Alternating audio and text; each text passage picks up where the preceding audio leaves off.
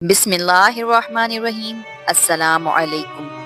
آج ہم آپ کو ایک ایسے پیغمبر کی کہانی سنانے جا رہے ہیں جو صبر، ہمت اور توکل کا بہترین نمونہ ہے۔ یہ وہ پیغمبر ہیں جن کے زمانے میں انسانیت گمراہی کے اندھیروں میں ڈوبی ہوئی تھی اور اللہ تعالیٰ نے انہیں ہدایت کا چراغ بنا کر بھیجا۔ ان کی دعوت، ان کا صبر اور ان کا قصہ قرآن اور حدیث کی روشنی میں ہمیشہ سے ایک مثالی داستان رہا ہے۔ ہم بات کر رہے ہیں حضرت نوح علیہ السلام کی، جنہوں نے اپنی قوم کو برسوں تک اللہ کی طرف بلایا، لیکن ان کا جواب انکار اور مذاق سے زیادہ کچھ نہ تھا۔ تو چلیے شروع کرتے ہیں حضرت نوح علیہ السلام کی اس عبرتناک اور دلچسپ کہانی کو، جو ہمیں صبر اور اللہ پر بھروسہ کرنے کا سبق سکھاتی ہے۔ آدم علیہ السلام کی وفات کی لگ بھگ 1000 سال بعد نوح علیہ السلام کو اللہ تعالیٰ نے دنیا میں بھیجا۔ آدم علیہ السلام کی اولاد شروع میں بہت نیک اور پرہیزگار تھی، لیکن جیسے جیسے وقت گزرا انسان شیطان کے بہکاوے میں آنے لگے۔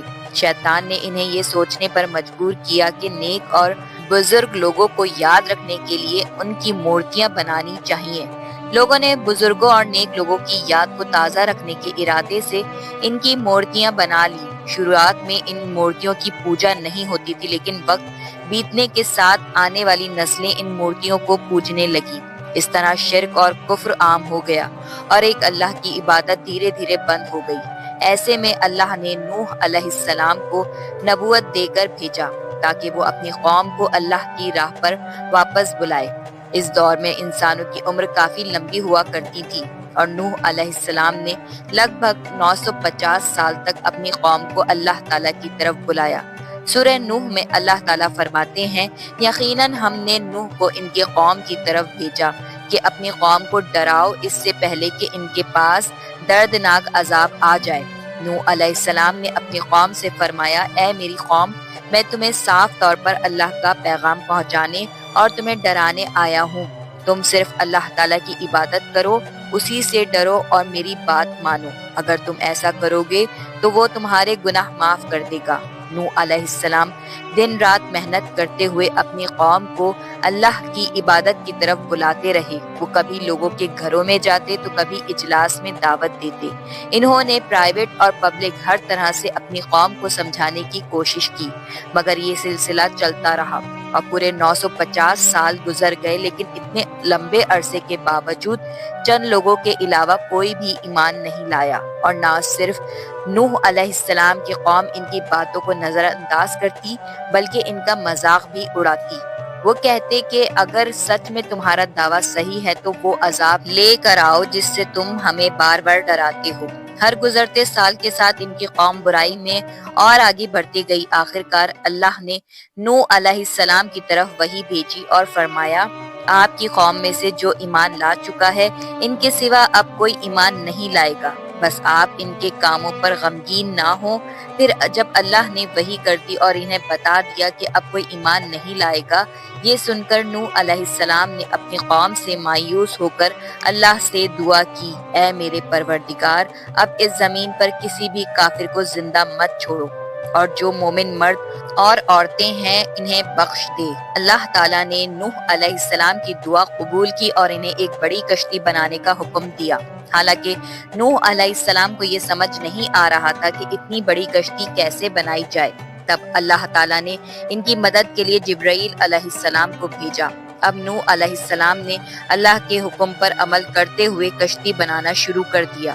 یہ کشتی صرف ایک معمولی ناؤ نہیں تھی، بلکہ وہ اللہ کی رحمت اور عذاب کے درمیان کی ایک بڑی نشانی بننے والی تھی۔ ایک جگہ آتا ہے کہ نوح علیہ السلام نے یہ کشتی 100 سال میں تیار کی۔ اس کشتی کی لمبائی 300 گز، اونچائی 30 گز اور چوڑائی 50 گز تھی۔ ایک اندازے کے مطابق اس کشتی کی لمبائی 1 کلومیٹر سے زیادہ تھی اور گہرائی 30 ہاتھ تھی۔ یہ کشتی نارمل کشتیوں کی طرح اوپر سے کھلی ہوئی نہیں تھی، بلکہ اس کو جیسے نیچے سے بند کیا تھا ویسے ہی اوپر سے بھی بند کیا گیا تھا، تاکہ اوپر سے جو بارش برسے وہ انہیں نقصان نہ دے۔ اس کشتی کے 3 فلورز تھے اور ہر فلور میں ایک دروازہ تھا۔ اس کے بعد اللہ نے नूह अलैहिस्सलाम को हुक्म दिया कि मोमिनों को अपने घर वालों को और जमीन पर बसने वाले तमाम जानवरों का जोड़ा जोड़ा इस कश्ती में सवार कर लो। फिर अल्लाह ने आसमान और जमीन में से पानी खोल दिया और सैलाब आ गया। इस सैलाब ने दुनिया में रहने वाले इंसान और जानवर सबको गर्क कर दिया। तूफान का पानी पहाड़ों से भी ऊपर हो गया और सिर्फ नूह अलैहिस्सलाम की कश्ती इस तूफान में बाकी रही और सिर्फ वही लोग और जानवर बचे जो कश्ती पर सवार थे। इतने बड़े नबी होने के बावजूद नूह अलैहिस्सलाम का बेटा कश्ती पर ना आया, जबकि नूह अलैहिस्सलाम ने उसे पुकारा भी कि मेरे बेटे इस कश्ती में आ और काफिरों का साथी ना बन। लेकिन इसने कहा कि मैं किसी पहाड़ की चोटी पर पनाह ले लूंगा जो मुझे इस पानी से बचाएगी। नूह अलैहिस्सलाम ने फरमाया कि आज अल्लाह ताला के हुक्म से कुछ बचने वाला नहीं मगर वही जिसके ऊपर अल्लाह रहम करे। दोनों के बीच ये गुफ्तगू जारी थी कि एक तूफानी मौज ने इनके बेटे को गर्क कर दिया। जब नूह अलैहिस्सलाम के सामने उनका बेटा गर्क हो गया तो उनकी आंखों में आंसू आ गए और वो पुकार उठे, और तूने मुझसे वादा किया था कि मेरे घर वालों को निजात अता फरमाएगा और तू तमाम हाकिम में से बेहतर हाकिम है, लिहाजा ये नामुमकिन है कि तेरा वादा पूरा ना हो। अल्लाह ने फरमाया, ए नूह, वो तेरे खानदान से नहीं था क्योंकि वो काफिर था। आगे अल्लाह ताला ने फरमाया कि आप हरगिज हर चीज ना मांगे जिसका आपको इल्म नहीं। नूह अलैहिस्सलाम ये बात समझ गए और फौरन अल्लाह से तौबा की। पानी की बेमिसाल लहरें जमीन को लैल रही थी। हर तरफ तबाही का मंजर था। इंसान, जानवर, परिंदे, कोई भी इस अल्लाह के कहर से बच ना सका। बस वही लोग महफूज थे जिन्हें अल्लाह ने अपनी रहमत से चुना था। नूह अलैहिस्सलाम और इनके साथी जो एक कश्ती में सवार थे, इस कश्ती में हर किस्म के जानवरों की नस्ल भी थी ताकि जिंदगी का सिलसिला आगे बढ़ सके। तेज बारिश, तूफानी लहरें और खौफनाक माहौल, ये सब पूरे 6 महीने तक चलता रहा। लेकिन फिर अल्लाह का हुक्म हुआ और तूफान थम गया। वो कश्ती जो बुलंदियों पर चल रही थी आखिरकार एक नई जमीन पर ठहर गई। इस कश्ती ने ना सिर्फ हजरत नूह अलैहिस्सलाम और इनके साथियों को बचाया बल्कि इंसानियत और तमाम मखलूक़ात के लिए एक नई शुरुआत की बुनियाद रखी। फिर नूह अलैहिस्सलाम से आगे की नस्ल शुरू हुई और जमीन में इनकी औलाद के अलावा किसी और की नस्ल बाकी ना रही। सारे जानवरों की नस्लें भी यहीं से फिर से पैदा हुई। नूह अलैहिस्सलाम के 3 बेटे थे, साम, हाम और याफ, जिनसे दुनिया की नस्ल आगे बढ़ी। और नूह अलैहिस्सलाम का चौथा बेटा जो ईमान ना लाने की वजह से बर्बाद कर दिया गया था, इसका नाम कना था और इसे कोई नस्ल आगे नहीं बढ़ी। कुरान में अल्लाह ताला ने फरमाया, और हमें नूह ने पुकारा तो देख लो हम कैसे अच्छी दुआ कबूल करने वाले हैं। हमने इसे और इसके फर्माबरदार को इस जबरदस्त मुसीबत से बचा लिया और इसकी औलाद हमने बाकी रहने वाली बना दी। तूफान के बाद नूह अलैहिस्सलाम 350 साल जिंदा रहे। फिर नूह अलैहिस्सलाम फौत हो गए।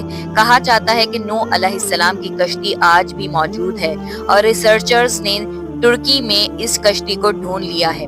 कुरान में अल्लाह ताला ने फरमाया, और बेशक हमने इस वाक़ये को निशानी बना के बाकी रखा, बस है कोई नसीहत हासिल करने वाला। वीडियो पसंद आने की सूरत में लाइक, शेयर, सब्सक्राइब करना ना भूलिएगा। शुक्रिया।